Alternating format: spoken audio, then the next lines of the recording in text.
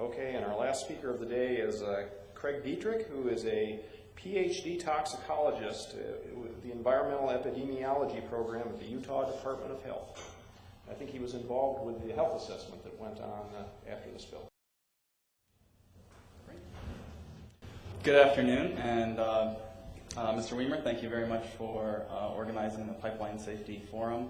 Thank you for inviting me here to convey to you the findings that the Department of Health has come to in regards to the Red Butte Creek oil spill. I am the toxicologist for the Utah Department of Health's Environmental Epidemiology program.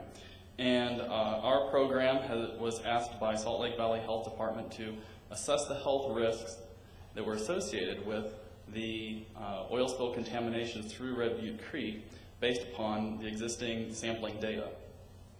I'll tell you a little bit about our program and who we are first. So I'll start by saying that we are part of the Department of Health. We are cooperative partners with the Federal Agency for Toxic Substance and Disease Registry, or the ATSDR, and they are a sister agency to the Center for Disease Control. Now, the ATSDR is a group of toxicologists, health educators, scientists who compile data in regards to contamination exposures, and they promote the calculation of the health hazard that these contaminants will have to the public, as well as then conveying this information to the public. We work closely with the Salt Lake Valley Health Department, the EPA, and the Utah Department of Environmental Quality. What we do is we assess communities for past, current, and potential hazardous exposures to contaminants. Now, this is what we provide. We give independent and objective health decisions, and these are based on best available science. This health education that we provide is also meant to minimize exposure, and we make recommendations to the EPA as well as the Utah Department of Environmental Quality for further monitoring. And what we do not provide is we do not provide remediation or site cleanup, nor do we provide legal advice. We are not an enforcement or a regulatory body, and we do not provide medical attention or healthcare services. Now, I'd like to walk you here through what the assessment process entails, and I apologize again, this is a formatting through the projector, so things seem a little off. So, what first occurs is our public concerns and or confirmed contaminations at a site. That brings the situation to our attention.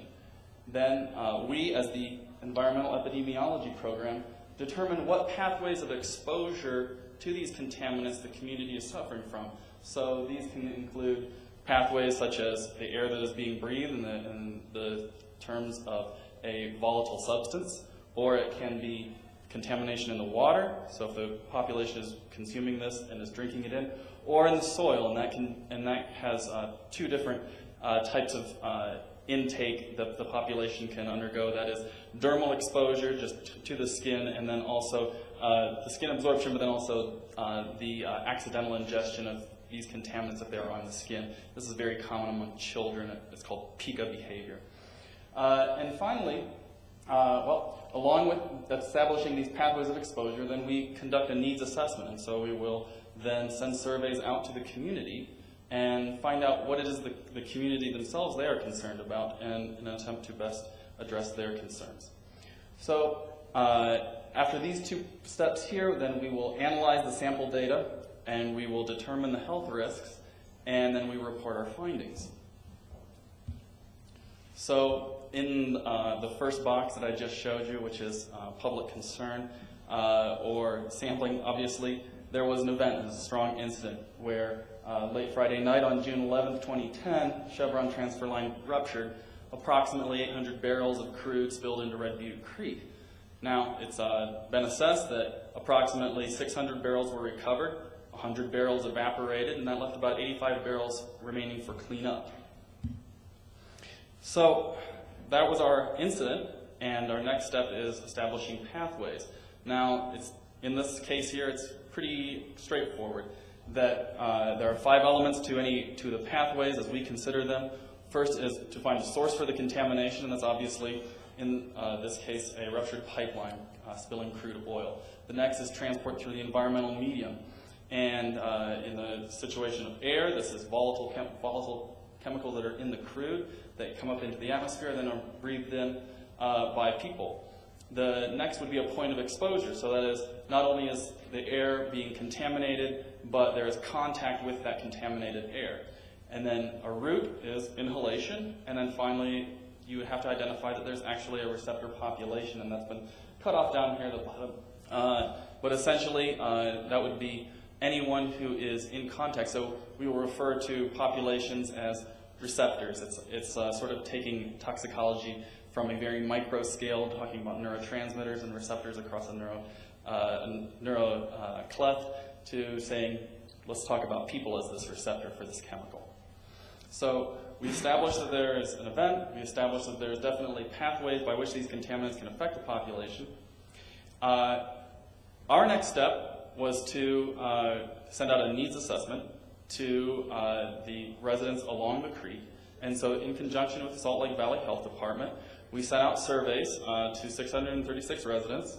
We received 131 of these surveys back, and we came up with what were their top concerns, and they were respiratory and lung health, the poor water quality in the Red Butte Creek, long-term impact on the creek's environment, and the future cancer incidence.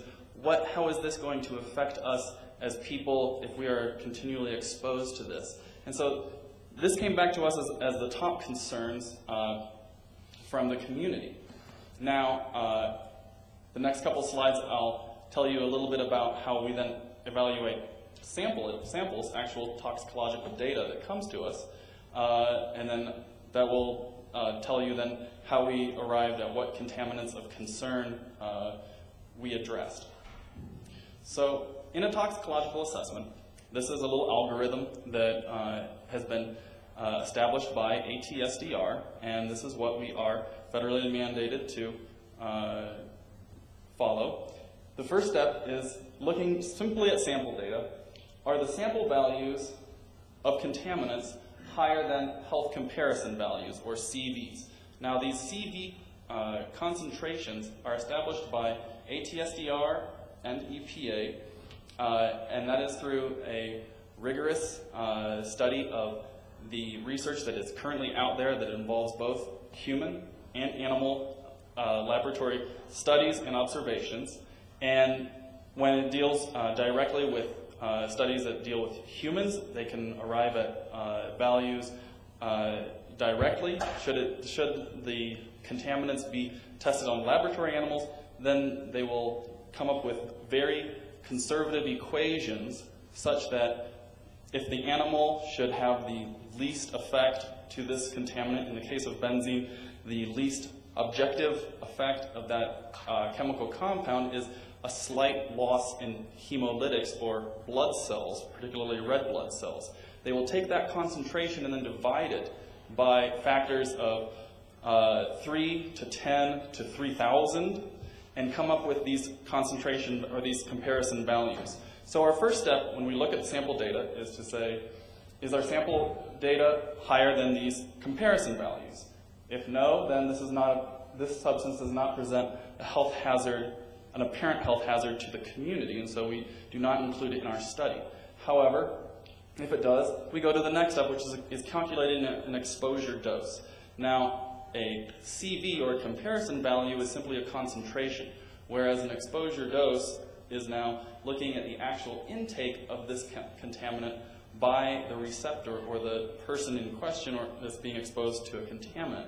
So it takes into account not only what is the concentration of this contaminant, but what is the interaction of this person with this contaminant, and how are they taking it into their system? Is it simply through the skin and dermal exposure? Are they inhaling this? Are they taking it in? Is this in their drinking water? Are they drinking 2 liters of this a day? Or is this only through recreational exposure, where generally speaking about 50 milliliters of liquid would come into, someone would take into themselves ingested through recreational exposure.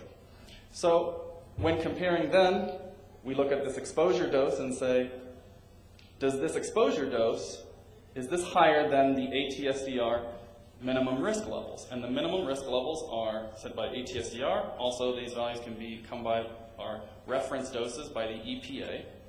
And should this not, should the calculated exposure dose not exceed these MRLs, then we come to the conclusion that the substance does not present an apparent health hazard to the community or the population involved. If it does, then this substance presents a health hazard in the community, and then we make further recommendations. So these exposure dose calculations take into account the type of contaminant, the amounts of these contaminants. They also take in the types of exposure, as I said, ingestion, inhalation, or dermal. They take in the intake rates. Is this drinking water, or is this something that is just simply recreational exposure?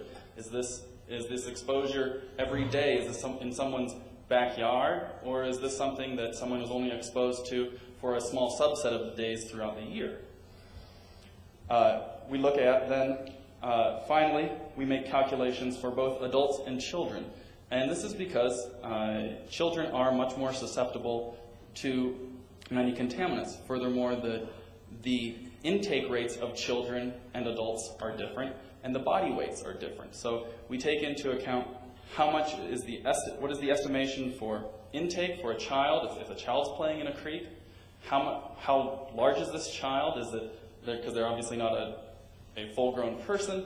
And we also take into account in these situations, what is the time of exposure all in? And generally speaking, children simply play much more than adults. So back to sampling data. This is a map of the Salt Lake Valley area, and this gives you an idea here of the water sampling, the initial water sampling that was done by contractors for the Department of Environmental Quality. They took samples all along Red Butte Creek. They also took samples from Emigration Creek, Parley's, the Jordan River. Furthermore, further sampling to look at soil and sediment was conducted along Mill Creek and all of these areas. Air quality was sampled throughout the Red Butte Creek. Soil and sediment was sampled in all of these locations as well. And the stars don't indicate just the locations of sampling. This map does not indicate every sampling location. There are over 15 sampling locations along the Red Butte Creek for water, and several along all of these waterways. So from the sampling data, it was brought to our attention that the contaminants of concern are volatile organic compounds, and these include BTEX, and this includes benzene, toluene, ethylene, and xylene. Also naphthalene, which is a volatile compound. It is the most basic of all of the polycyclic aromatic hydrocarbons. Furthermore, soil and sediment data that was taken indicated that also the polycyclic aromatic hydrocarbons, the larger molecules, were also of concern. Now, just outside the auditorium here, I've included ATSDR toxicological profiles for polyaromatic hydrocarbons, also for benzene, and also for naphthalene. And as well, there is a fact sheet out there that summarizes the findings for both the public health assessment, which dealt primarily with volatile organic compounds and naphthalene, and the very recently released health consultation that deals specifically with polycyclic aromatic hydrocarbons. Now, briefly, and I have to say Dr. Mensch did a very nice job of describing the toxicological effects of these volatile organic compounds. The most critical aspect for their toxicity is carcinogenicity. That is the primary concern. Now, it is known that that benzene particularly has reproductive effects but this has not been established in humans. However, this has been established in animals, and this is again detailed in the toxicological fact sheets that are outside. Furthermore, the polyaromatics, the PAHs, are primarily these compounds are of concern because of their carcinogenic effects. Their non-carcinogenic effects are far less of an immediate concern or to those who would become exposed to them. Now, there's an entire family of these PAHs, hundreds of them literally. There are 20 that are specifically studied by ATSDR because of known studies that deal with their toxicity as well as their carcinogenicity. Furthermore, the types of exposures that one can come by in these compounds generally can be from smoke, from materials being burned, from gasoline, in the case of the volatile organic compounds. Crude oil, coal, and tar can also be ways in which you can become exposed to polyaromatic hydrocarbons. So, we looked at this analysis. So, I'll talk about the air, and then we'll go into the water data, and then we'll go into the soil and sediment data. So, from June 16th, 2010 to August 10th, 2010, air samples were taken 2 to 3 times a day from 9 locations along the Red Butte Creek, and 6 of the 9 locations were on residential property. Now, in some of these samples, naphthalene values exceeded the comparison value, so this became a contaminant of concern. Now, I'll take you to the very first conclusion of the public health assessment, and that can be taken from the data here, that is, that the spill date was June 11th, and the first documented air samples did not occur until June 16th. And now when I say documented air samples, that means that samples that have gone through a rigorous quality assurance and quality control through a laboratory to indicate that, yes, indeed, that these samples have, that the device that is collecting this contaminant verifiably is then telling us that in fact the amounts of contaminants that are present are actually there.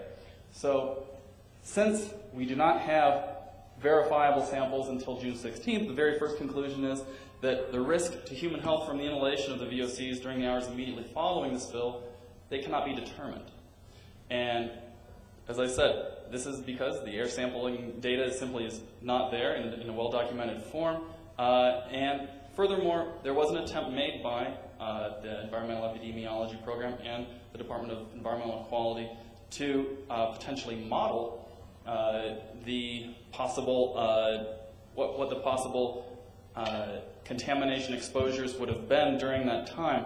However, the conclusion was come to that it was impossible for us to reliably come up with a number that would represent what that exposure was. So our very first conclusion is in the very first hours and days we cannot determine what the health hazard was to the populace.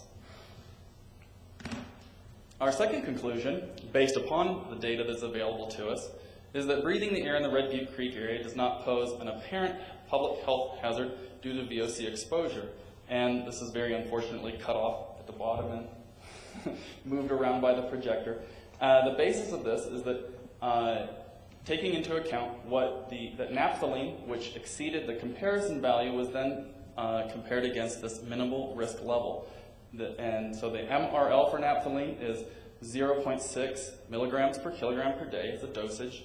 It's the amount that is established by ATSDR as being the amount of this contaminant taken in by a human that would result in the least observable effect. And the least observable effect for naphthalene would be a slight diminishment in red blood counts. The highest dosage that was calculated based upon sampling data is 0.3 milligrams per kilogram per day, and that's for children. And oftentimes in these dose equations, it's children who receive the highest dosages simply because of the manner in which children behave. And that's because they're much more interactive with their environment. So from this, since this value, this dosage, is an order of magnitude less than the MRL, we have made the conclusion that the air in Red Butte Creek does not pose an apparent health risk to the public. Now, the next pathway of exposure is through the water, and so this is exposure to the Red Butte Creek waters through recreational use, as this is not a drinking water source. So from June 13th to the 15th, samples were taken from 15 locations along the river, testing specifically for the presence of VOCs and for naphthalene. And there was one sample that on one day that indicated a benzene value exceeding the health comparison value. As far as the water exposures for polycyclic aromatic hydrocarbons, from December 10th to October 2011, samples were collected along the creek, Liberty Pond. They were also collected from several other municipal waterways.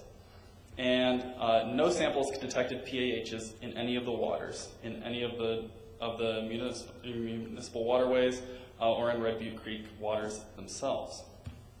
So that brings us to the third conclusion, which is that accidental ingestion of the Red Butte Creek water does not pose an apparent public health risk due to VOC or PAH exposure. And this is based on the fact that the amount of benzene, which the MRL, or the minimum risk level for benzene, which is, this one is based upon an EPA reference dose of 3.54 times 10 to the minus 7th milligrams per kilogram per day, which is a very, very tiny amount.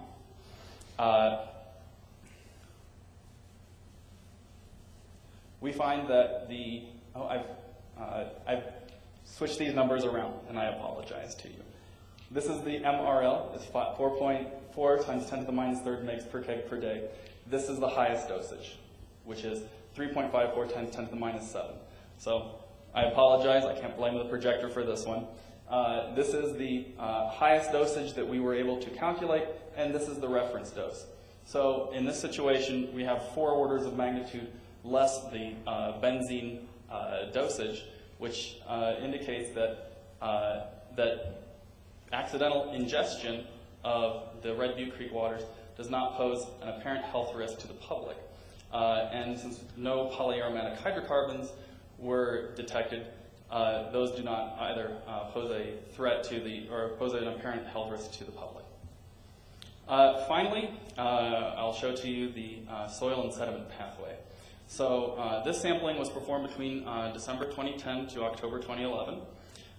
Soil samples were, as I said before, were collected all along the Red Butte Creek, the Liberty Pond, and all in the municipal waterways. In some samples, values for 2 polyaromatic hydrocarbons, particularly benzo-A-pyrene and dibenz-AH-anthracene, exceeded the comparison values, and so we then interrogated these 2 contaminants for the exposure to both children and adults, as well as looking at the potential for cancer excess. Now, in the first 2 instances in the air sampling, these were samples where a contaminant reached CV on one day, and the following days there was not elevated levels of these contaminants. The same in the case of water. Now, soil and sediment is a different story. This is something that is in the soil and sediment and could potentially stay there. And so it's very critical to have a strong assumption for what is the actual exposure to these chemicals. So looking first at benzo-A-pyrene and dibenz-AH-anthracene in their non-cancerous toxicities, we come to a dosage for children of 6.27 times 10 to the minus 7, which is well below the EPA RFD for this compound. Also, we come to a value for adults given a recreational exposure. Again, this is assuming 40 days of exposure to the creek per year. This is 40 full days over 365 days in the year. Now, this could be more or it could be less. However, these are orders of magnitude in dosage less than what the RFD is for non-cancer dangers. Now we look at dibenz-anthracene, the DBA, and again we can see that the dosage for children and adults is well below the reference dosage set by EPA to this contaminant. We can combine this risk of DBA and BAP together to come up with what's called a hazard index. And the hazard index takes into account, you would simply take this value, your dosage, divide it by your reference dosage, and then you would add that number with together with all contaminants that you're interrogating, and come up with a hazard index. So a hazard index of 1 indicates that there is a serious problem, and this should be further investigated. In both these cases, for children, we came to a combined hazard index of 0.000024. For adults, that would be 0.000004 as a hazard index. Both of these values well below the hazard index of 1. We move on to the cancer risk, and that's where the greatest concern is, because taking into account just simply the toxicity of a substance, the carcinogenic effects of a toxicant is far more potent. It takes far, far less of a material for it to become carcinogenic than for it to just simply have a direct effect on a target organ in the body. So to that end, the EPA's IRIS, which is the Incidence Risk Information Service, they have established a range of excess cancer risk, such that a range that is 1 times 10 to the 4th, or a risk of 1 in 10,000 to a risk of 1 in 1 million, is a acceptable range of excess cancer risk. That would be on top of lifestyle or other contaminants in the environment. So what is the contribution of your excess cancer risk by this particular contaminant? For BAP, we come up with an excess cancer risk that is well below 1 in a million chance, and that's an exposure over 13 years. We look then at what the exposure would be for an adult over 57 years. This cancer risk is also is within this range for DBA. We can combine these values here and show what our combined cancer risk is. And so in both of these situations here, we look and say, what is over the lifetime of behavior within the first 13 years and then the subsequent 57 years. So 70 years, a lifetime. Over this lifetime, assuming every day going down to the creek for an hour over 40 days a year, what would be my excess cancer risk? And it is in the 1 in a million excess cancer risk range, which by EPA standards is within that acceptable excess cancer risk for a particular contaminant in the environment. Which brings us to our last conclusion, which is accidental ingestion of or dermal contact with the soils of Red Butte Creek does not pose an apparent public health hazard due to polycyclic aromatic hydrocarbon exposure. And we base this on recreational use of the creek, that these calculations for BAP and DAB doses were not above. These are mandated ATSDR MRL values, and that the combined calculated cancer risk is within the EPA IRIS acceptable risk range of 1 in a million to 1 in 100,000. Sorry, this is cut off down at the bottom. In our the Environmental Epidemiology program has performed a cancer incidence baseline study. Now, we've looked at all of the area up and down, all the residents living along Red Butte Creek down to Liberty Park. We analyzed for both gender and for age groups, and we investigated for all cancer that has occurred in that area from 1973 to 2007. And particularly, we have looked at these types of cancers, which are most commonly associated with crude oil exposures. And what we have found is that there is no evidence of an elevated cancer rate between 1973 to 2007. What this provides is a baseline for the community. So in the future, if cancer incidences should occur, it is known that there is no evidence for elevated cancer in any of these forms. And so if we should start to see that, and this is something that we plan to do every 3 and 5 years, to interrogate the Utah Cancer Registry data, and look specifically at the cancer rates along this area, and should we begin to see that there is increased cancer through this area, then this becomes something that we notify the public and notify the local health department, and so that action can be taken to mitigate any further types of hazard to the health. In summary, and it seems as though this has caught everything onto the slide, that I'll tell you that in the final summary for the public health assessment and the health consultation is that lack of sufficient data for VOC air contamination in the days that immediately followed Red Butte Creek and the Chevron oil spill do not allow us to determine what the public health hazard risk was at that time. However, the existing air data indicates that VOC contamination does not pose an apparent health hazard risk to the members of the community.